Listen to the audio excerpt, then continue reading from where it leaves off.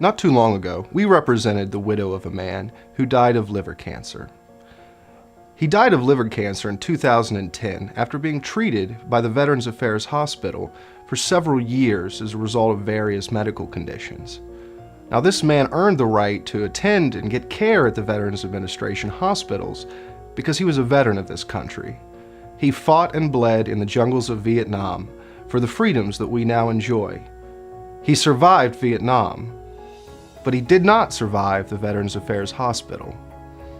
Several years before his death, he was diagnosed with having a liver nodule. At that time, it was likely treatable, and over time, the hospital continually saw this liver nodule appear on various tests, each time growing bit by bit. Ultimately, it went for several years without ever being addressed.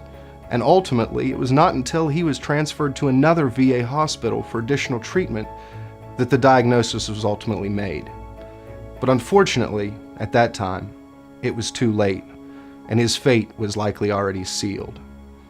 That fate came about only a few months later, when he ultimately died of liver cancer. We initially investigated the claim and sought out doctors to testify as to whether or not this individual would have been an acceptable candidate for treatment when he very reasonably could have been diagnosed according to the Veterans Affairs' own diagnostic testing protocols.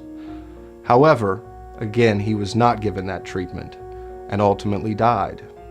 After investigating the claim, we filed an administrative claim with the Veterans Administration.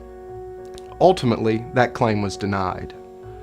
As a result, we filed suit in federal court against the United States of America to retain the recovery that our client deserved. After over a year of prosecuting this claim on behalf of our client, and after a year of the United States continually declining to accept any responsibility for this man's death, even going so far as to hiring an expert to testify that even though the Veterans Administration may have been negligent, it didn't matter. But we had very good evidence to suggest that was not the case. And we pressed that evidence and ultimately were able to settle that case for a substantial sum. As a result of that settlement, our client was able to stabilize the life that had been torn apart as a result of the death of her husband, and hopefully now will be able to continue on without him. And although that money can never bring him back, hopefully the work that we did for her and the recovery that she was able to obtain from the United States will hopefully give her peace that although there was definitely something wrong with the treatment her husband received, we made sure to hold them accountable.